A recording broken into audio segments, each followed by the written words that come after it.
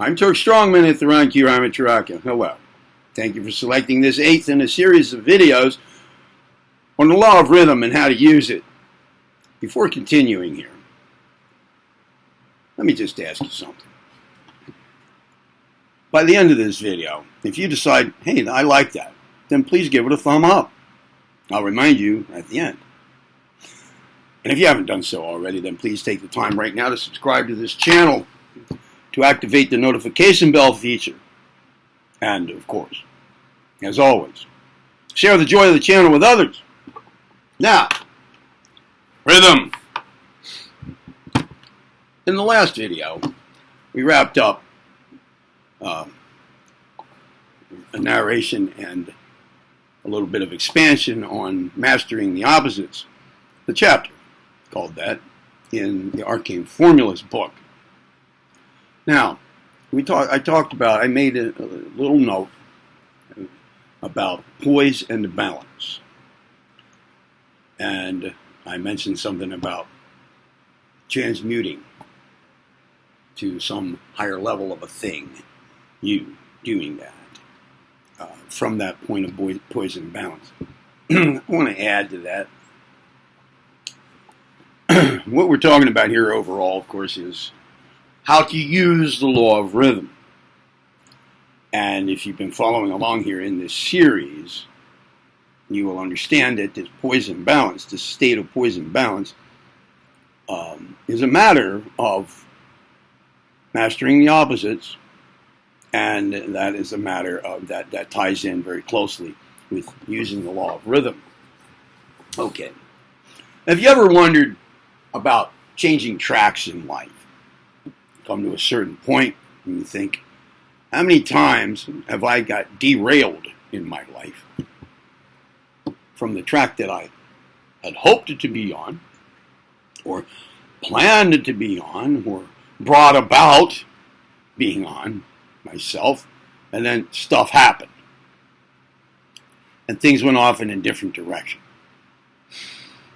And so now that's the track you're on, and then there comes another switch, and you're off on something else.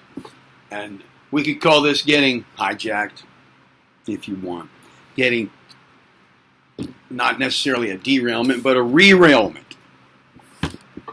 And then thought to yourself, geez, how many wrong turns or unintentional turns and redirections have occurred in my life? I wanted to be on a totally different track by now.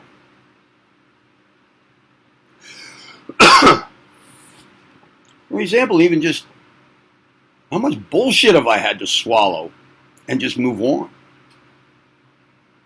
in my life? How many turns has that made for me in my conceptual matrix, my overall set of beliefs and the way I perceive things? My perception has got deceived a lot. I have accepted that. I have accepted it and swallowed it and moved on. And with the directions of our lives, same thing. And how many times have our beliefs and our perceptions and our directions in life, our activities, gone hand in hand in these, with respect to these redirected affairs in our lives, and we may wish or desire, even will, that we switch tracks now in some direction that we choose. How many times has this occurred to you? But it has also at the same time occurred to you that while that might seem like it should be able to be done overnight, you know, you make a decision, well, tomorrow when I wake up, I'm going to start on a new track.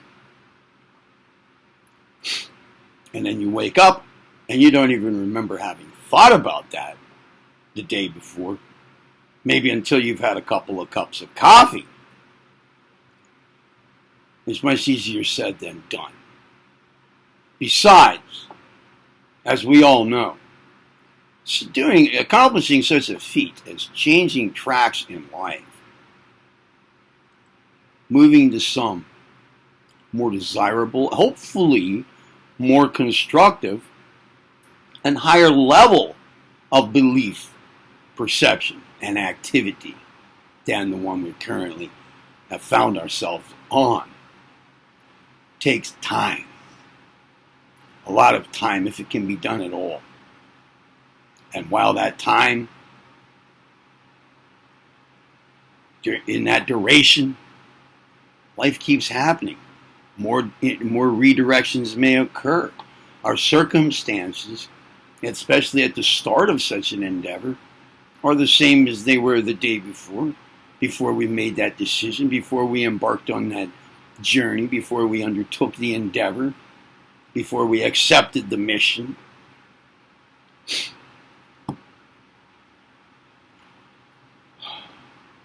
We may undergo internal changes.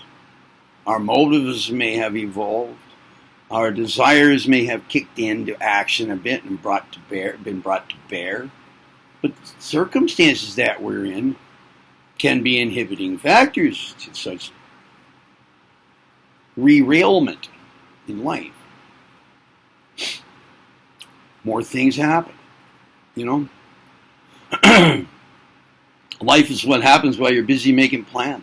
Have you ever heard that? So how do you switch tracks? What's a way into doing that? We could approach this from various angles, of course, but I'm going to apply what we've been talking about here to answer that question. That position of poise and balance that we're talking about here so far is the best position. Strive to achieve that by the methods given here, by what we've been talking about.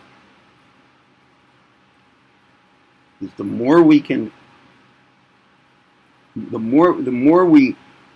go about changing tracks in life from the position of poise and balance over affairs, the more likely we are to have efficient success in that track changing pursuit.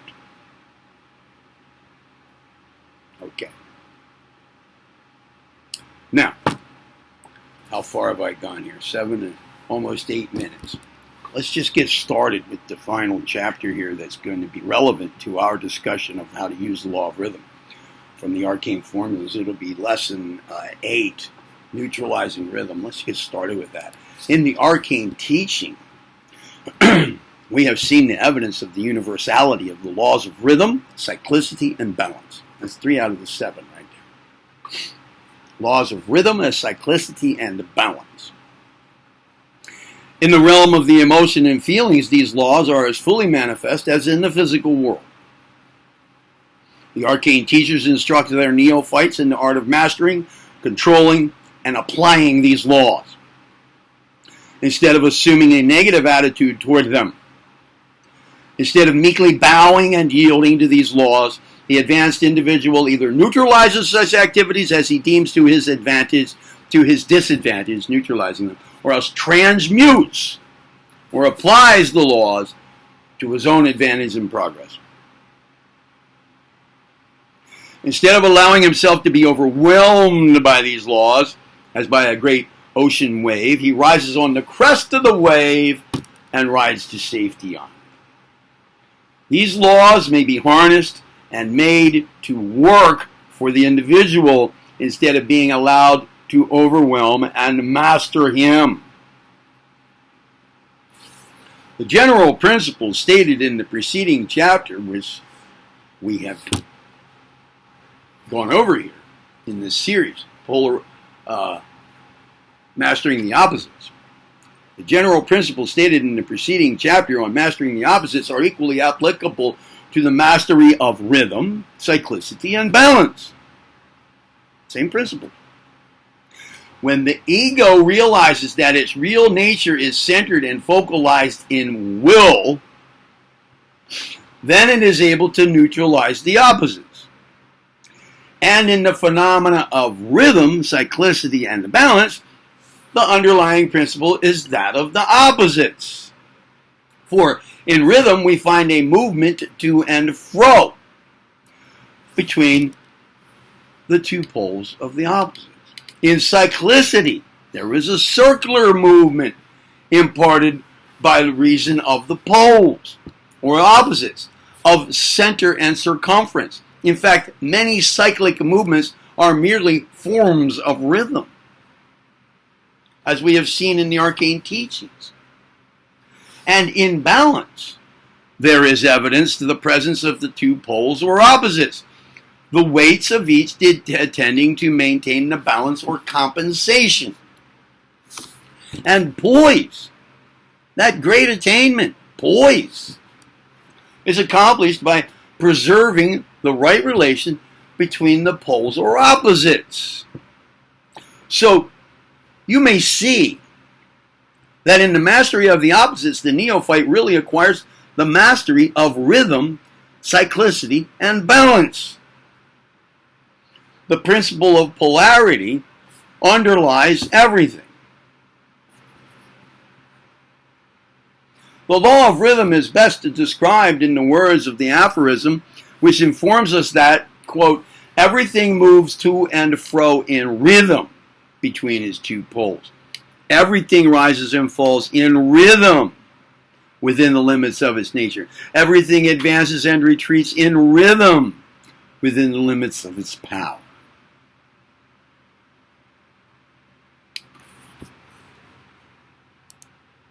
That's good enough for right now. There will be another video. I guess that'll be number 8. And at least one more.